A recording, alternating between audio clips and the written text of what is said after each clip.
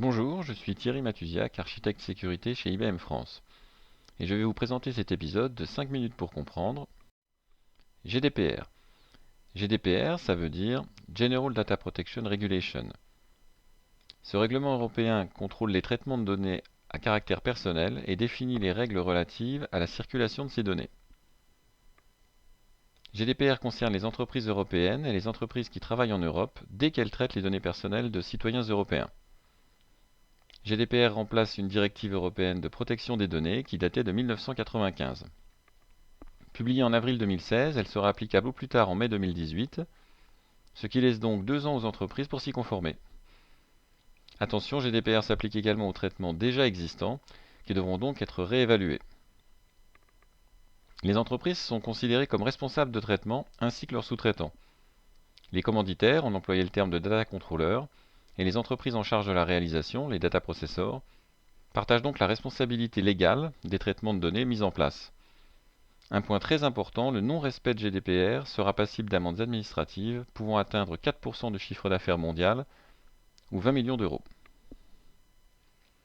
Tout d'abord, qu'est-ce qui rentre dans la catégorie données à caractère personnel? Ce sont toutes les données qui permettent d'identifier une personne physique directement ou indirectement. Son nom, sa localisation géographique, une adresse IP. Certaines données sont même considérées comme encore plus sensibles, la biométrie, la génétique ou la santé, pouvant aller jusqu'à l'interdiction pure et simple de mettre en place un traitement les englobant. GDPR précise comment les entreprises doivent gérer dans le temps ces données à caractère personnel: la collecte, le traitement, la conservation et la destruction des données. Pour être conformes, elles doivent donc rapidement mettre en place des processus de gouvernance du cycle de vie des informations à caractère personnel. Rentrons un peu dans le détail. La collecte d'informations doit s'effectuer dans un but précis, communiqué clairement à la personne concernée, le data subject, qui doit donner son accord explicite, c'est la limitation de finalité. La collecte doit être limitée aux éléments nécessaires, c'est la minimisation des données. Les données doivent être exactes et tenues à jour si nécessaire, le droit de rectification. Ces données ne doivent être conservées que pendant une durée limitée et cohérente avec le traitement, c'est la limitation de conservation. Les données doivent être protégées dans le temps, en particulier leur confidentialité et leur intégrité. Les personnes concernées peuvent également demander l'effacement de leurs données personnelles, c'est le droit à l'oubli, et demander le transfert de leurs données personnelles à un autre responsable de traitement, la portabilité. Les responsables de traitement doivent par ailleurs assurer la traçabilité de l'ensemble de leurs activités dans un registre. D'où viennent ces données? Pourquoi ont-elles été collectées? Dans quel contexte sont-elles utilisées? Quand devra-t-on les détruire? GDPR impose la protection des données dès la conception, Data Protection by Design, avec par exemple l'utilisation des techniques d'anonymisation et de chiffrement des données. Enfin, les données devront être protégées par défaut. On peut faire le parallèle avec la bonne pratique Least Privilege, liée à la gestion des accès, pas plus de droits accordés que de nécessaire, pour parler de Least Data Privilege. Le strict contrôle des accès aux bases de données est donc un élément critique de GDPR. Beaucoup d'entreprises vont nommer un délégué à la protection des données, le DPO, pour Data Protection Officer, en particulier celles dont les traitements sont réguliers et à grande échelle.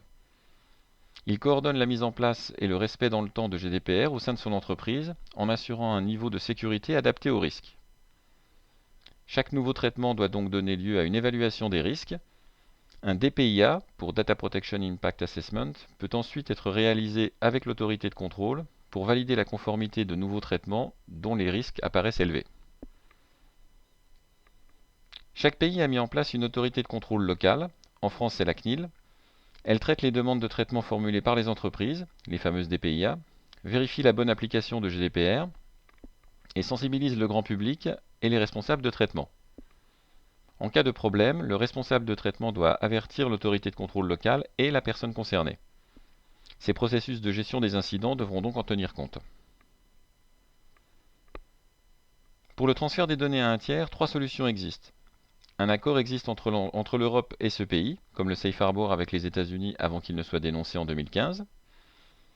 Ou bien l'entreprise applique des règles d'entreprise contraignantes, BCR pour Binding Corporate Rules, un code de bonne conduite qui définit sa politique en matière de transfert des données personnelles. Enfin, elle peut intégrer des clauses contractuelles type EU Model Clauses dans le contrat établi avec l'entreprise tierce.